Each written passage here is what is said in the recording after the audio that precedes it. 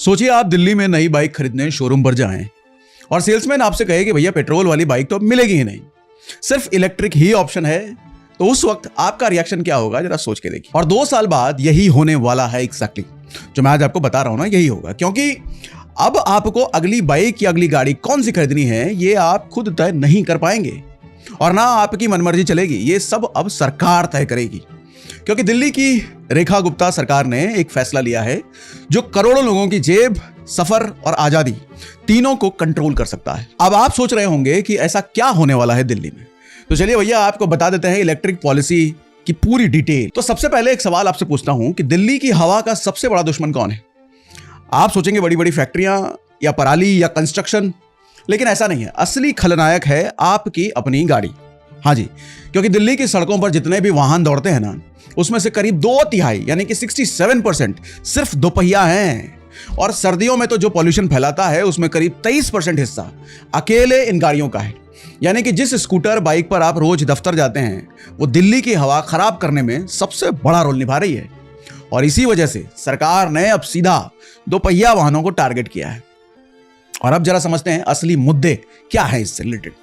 देखो, दिल्ली कैबिनेट ने जिस नई इलेक्ट्रिक व्हीकल पॉलिसी 2026 को मंजूरी दी है ना, वो पॉलिसी 1 जुलाई से लागू हो रही है और 21 मार्च 2030 तक चलेगी। मतलब 4 साल तक इस पॉलिसी पर सरकारी नियम लागू रहेंगे। और इसमें सबसे बड़ी बात यह है कि अब सिर्फ प्योर ईवी यानी कि पूरी तरह बैटरी से चलने वाली गाड़ियों को बढ़ावा दिया जाएगा और स्ट्रॉन्ग हाइब्रिड गाड़ियां, मतलब कि वो गाड़ियां जो पेट्रोल और बैटरी दोनों से चलती है, उनको इस पॉलिसी से बाहर कर दिया जाएगा। पहले प्रपोजल में था कि 30 लाख रुपए तक की हाइब्रिड कार पर रोड टैक्स और रजिस्ट्रेशन फीस में 50% छूट मिलना चाहिए, लेकिन कल कैबिनेट ने इस प्रपोजल को पूरी तरीके से खारिज कर दिया है। यानी कि हाइब्रिड खरीदने का सपना देख रहे लोगों के हाथ अब खाली रह जाएंगे भैया। इसलिए अब पहले टाइमलाइन समझ लीजिए कि क्या कब होने वाला है, क्योंकि ये सबसे जरूरी पॉइंट है। देखो, 1 जनवरी 2027 से दिल्ली में सिर्फ इलेक्ट्रिक थ्री व्हीलर यानी कि ई ऑटो के रजिस्ट्रेशन होंगे।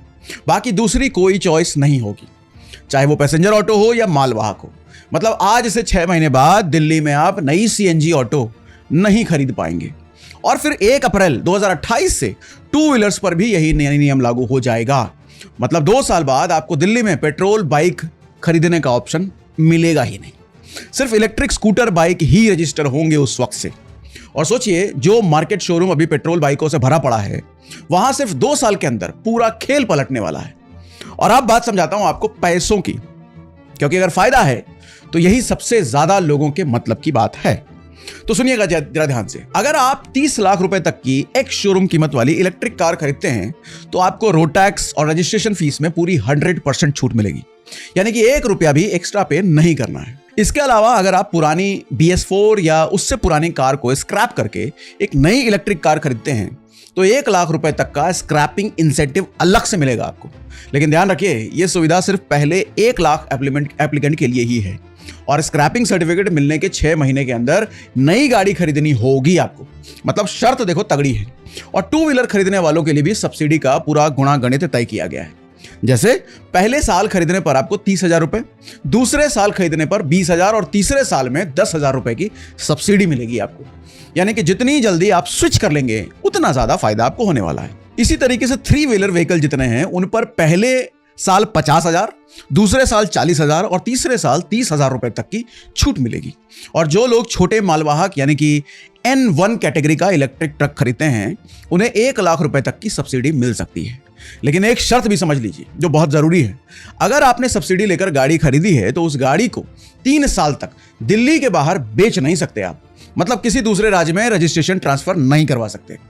सरकार ने इस तरह के लॉक इन पीरियड लगा दिए हैं इन पे, ताकि लोग सब्सिडी लेकर गाड़ी दूसरे राज्य ले जाकर के ना बेच दें।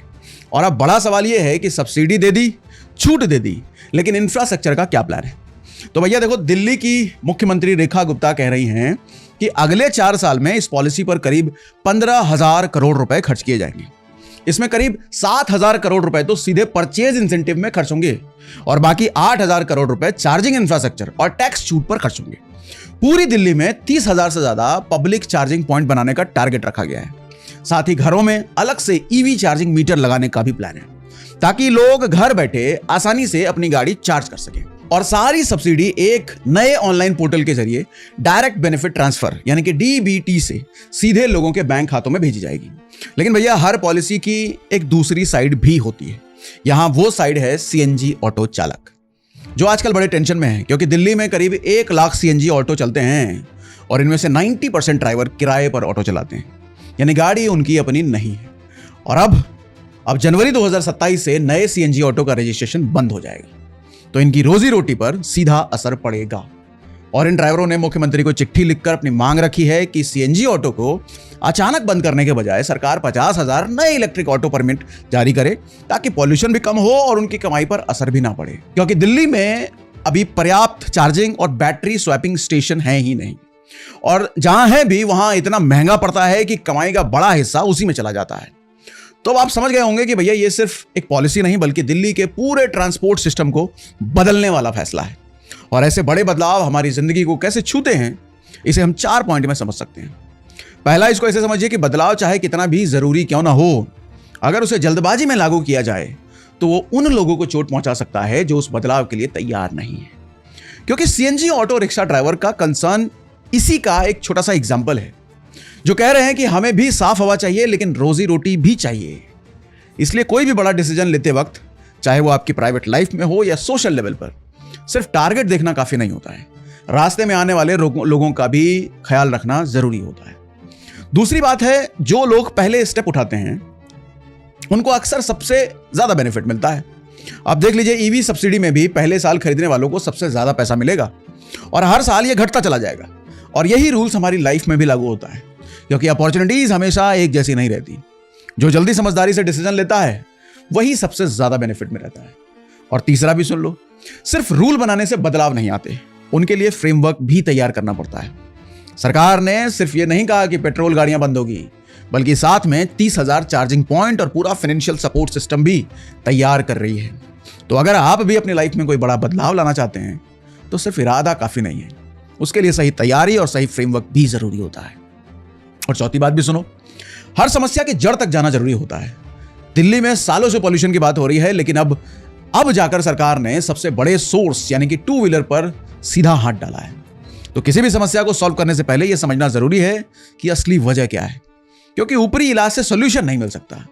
तो भैया ये थी दिल्ली की नई ईवी पॉलिसी की पूरी जानकारी, जिसमें फायदे भी हैं, चैलेंजेस भी हैं और इससे जुड़ी जिंदगी की सीख भी है।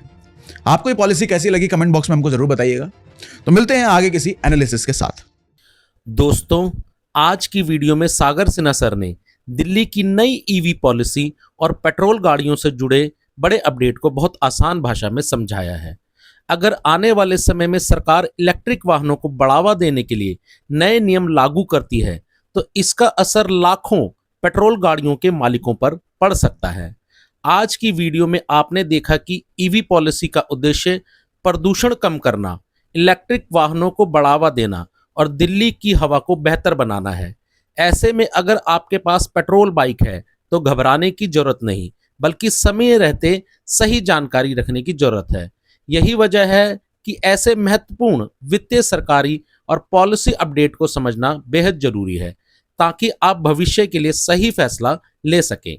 तो दोस्तों, अगर आपको आज की वीडियो में सागर सिन्हा सर द्वारा दी गई जानकारी उपयोगी लगी हो और आप भी सागर सिन्हा सर के फैन हो तो इस वीडियो को लाइक करें, अपने दोस्तों और परिवार के साथ शेयर करें और ऐसे ही ज्ञानवर्धक वीडियो सबसे पहले देखने के लिए हमारे चैनल को सब्सक्राइब करना ना भूलें। मिलते हैं अगली वीडियो में एक और महत्वपूर्ण अपडेट के साथ। धन्यवाद।